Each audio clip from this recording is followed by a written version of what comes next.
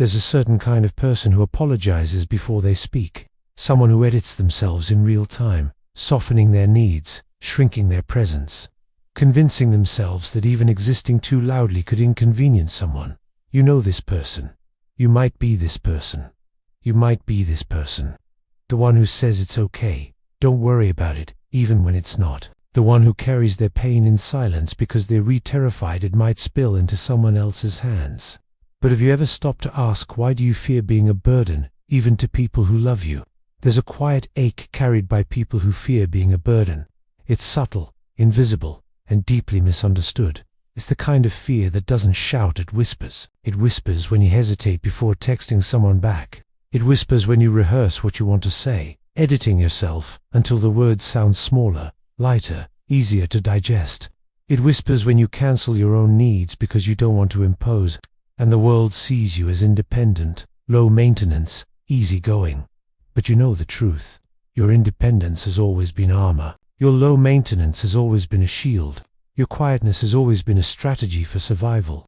Fearing being a burden isn't a personality quirk. It's not politeness. It's not humility. It's a psychological pattern shaped by years of learning that your needs might be too much, your feelings might be inconvenient, your presence might take up more space than you're allowed. You learn to make yourself small in order to feel safe. In this video, we're going to explore why this happens, how it shows up in your life, and what it costs you.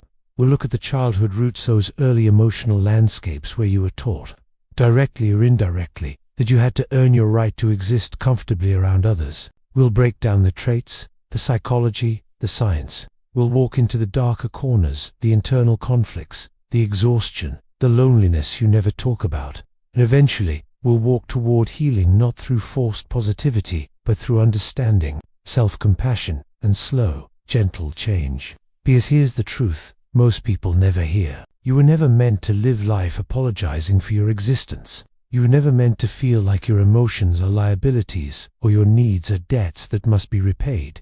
You're human, and being human has always meant having needs, feelings, flaws, and moments where you lean on others. But when your history teaches you that needing something makes you a burden, you don't just stop asking. You stop believing you deserve to ask. And that is where the healing begins, by unlearning the idea that you must be weightless to be worthy, silent to be accepted, effortless to be loved. So let's begin. Let's walk into the origin of this fear, piece by piece, moment by moment, until you finally understand you are not a burden. You are a human being who learned to survive by disappearing. Fearing being a burden doesn't appear out of nowhere. It begins quietly, in the earliest chapters of your life, when you first learned what it meant to need something from someone else.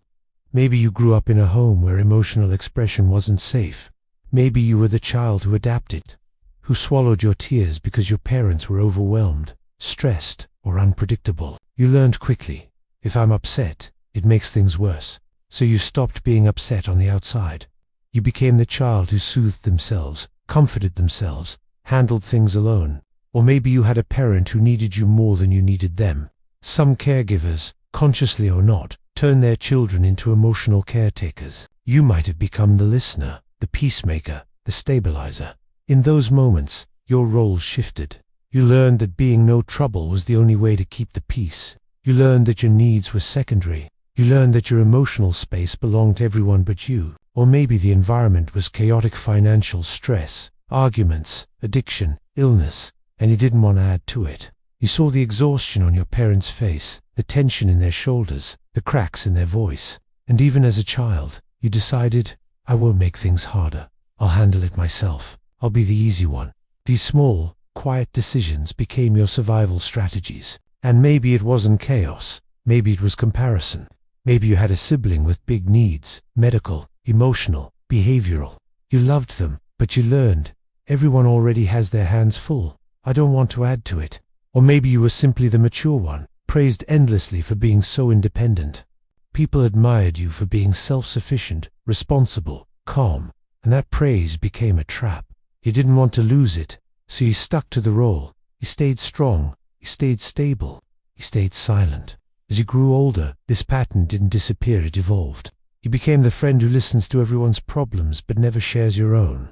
The partner who apologizes even when they're hurting. the coworker who takes on extra work without being asked, the adult who doesn't know how to say, "I need help." You might remember a specific moment when this pattern solidified. Maybe someone snapped at you for asking a question. Maybe a caregiver made you feel guilty for needing attention. Maybe someone called you dramatic, too sensitive, too demanding. Maybe someone rolled their eyes when you cried. Maybe someone told you to toughen up. These moments stay with you. They become internalized. You start telling yourself, "I shouldn't bother them. They already have enough going on. No one wants to deal with my feelings. If I need something, it's safer to stay quiet. If I ask for too much, they'll leave."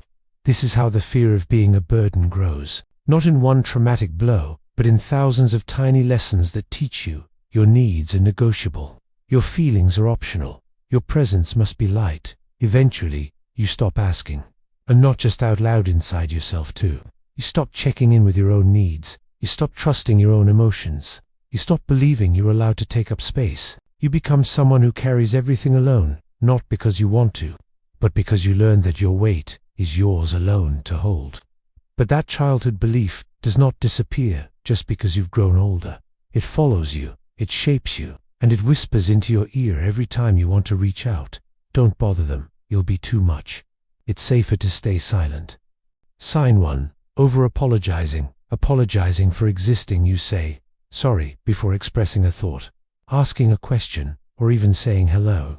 Apologizing becomes a reflex, a shield, a preemptive strike against potential rejection.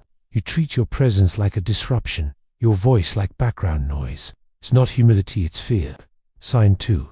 Minimizing your needs, shrinking yourself. You downplay what you feel. It's fine. It's not a big deal. I can handle it. But inside, your emotions are heavy. You pretend your needs weigh nothing because you've been taught they read too much. Sign 3. Hesitating before reaching out. The internal debate before you text someone for help. You rehearse every possible response. Your mind runs simulations. What if they're busy? What if I bother them? What if they think I'm clingy? By the time you finish overthinking, you've talked yourself out of asking. Sign 4. Taking care of others. Neglecting yourself. You're the emotional safe space for everyone else. But when it's your turn to lean, you freeze. Supporting others makes you feel useful, worthy, safe.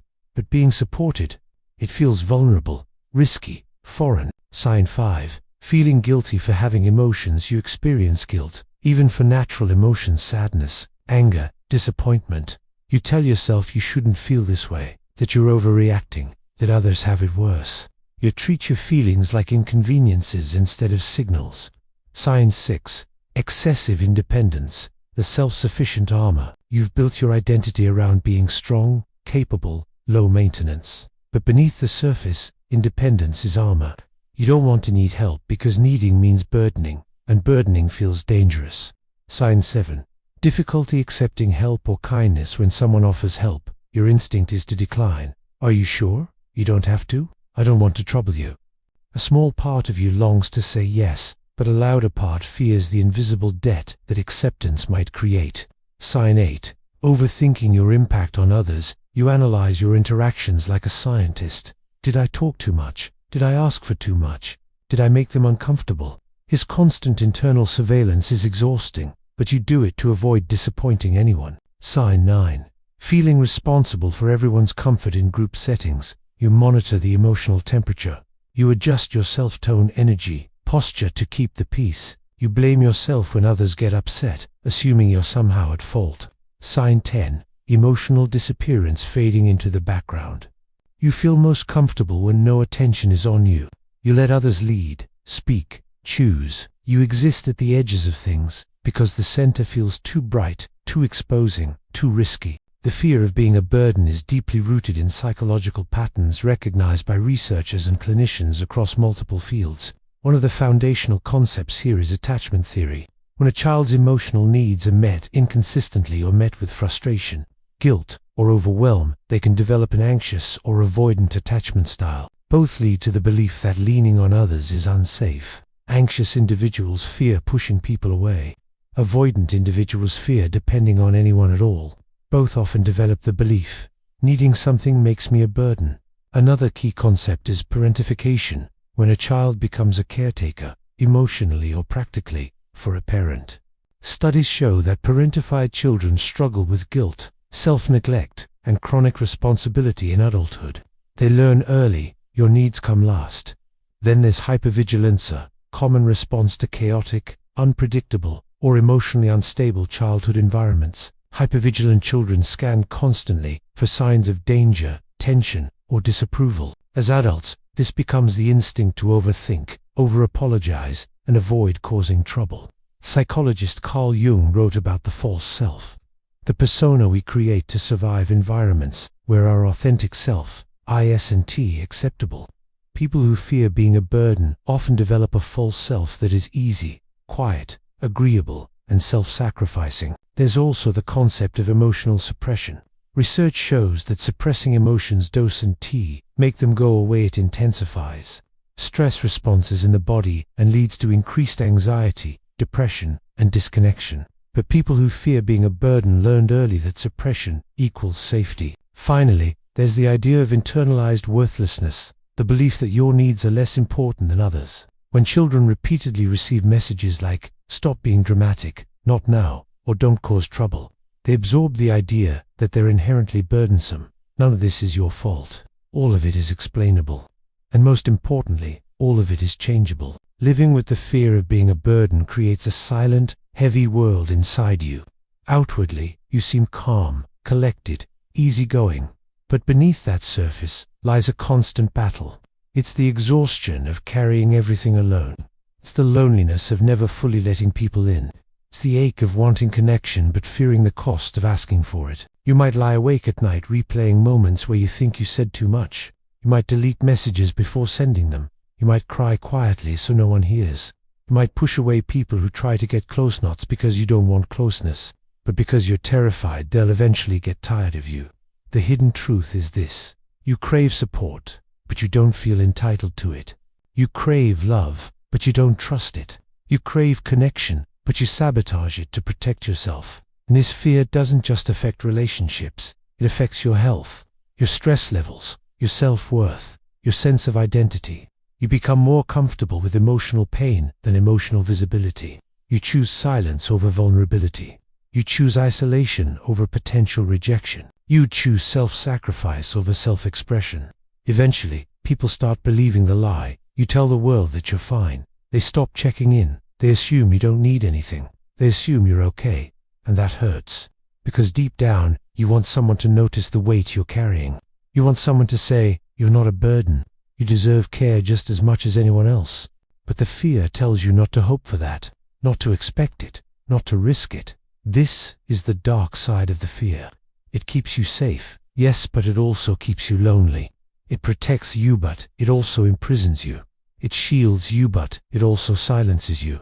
And the tragedy is, you've mistaken survival for personality. You think this is just who you are: quiet, independent, low maintenance, invisible. But it's not who you are, it's who you became to survive. Healing begins in the smallest moments, not with grand declarations, but with gentle permission. First, recognize the truth. Your needs are not burdens, they're human. Your emotions are not inconveniences, they're messages. Your presence is not too much eats-worthy. Start with small acts of self-expression. Share how you feel, even if your voice shakes. Allow yourself to say, "I need a moment," or "I'm overwhelmed," or "I could use some help." At first, it will feel wrong, uncomfortable, unsafe. That's okay. You're rewriting a lifetime of conditioning. Surround yourself with people who respond with warmth, not guilt. Pay attention to those who make space for you. People who reassure rather than shame. People who listen without rushing you. People who don't make you feel like you're asking for too much. Practice receiving. Let someone hold the door. Let someone comfort you. Let someone show up for you. Start small. Let these moments teach you that you're not too heavy to carry. Learn to identify your inner critic, the voice that says don't bother them. Challenge it gently. Ask yourself, would I think this about someone I love? Would I consider them a burden? If your answer is no, then your fear is a lie taught long ago. Finally, offer yourself the compassion you never received as a child. Tell yourself the words no one said back then. You deserve care. You're allowed to need things. You're not too much. You never were. Healing is not about becoming someone new. It's about becoming someone you were never allowed to be. If you spent your whole life afraid of being a burden, I want you to hear this clearly. You are not too much. You are not an inconvenience. You are not a weight others carry reluctantly. You are a human being who learned to survive by stepping back, staying quiet, holding everything in. But survival is not the same as living. And you deserve more than silence, more than self-sacrifice, more than the small corner of the world you've confined yourself to. There are people who won't see you as a burden, people who will meet your needs with warmth, people who will listen without judgment, people who will hold space for your feelings, your fears, your hopes, and you deserve to find them. You deserve to let them in. So as you leave this video, carry this truth with you. Your needs do not make you a burden. Your feelings do not make you difficult. Your presence does not make you heavy. You are allowed to take up space. You are allowed to be human. You are allowed to exist without apologizing for it. And maybe, just maybe, this is where your story starts to change.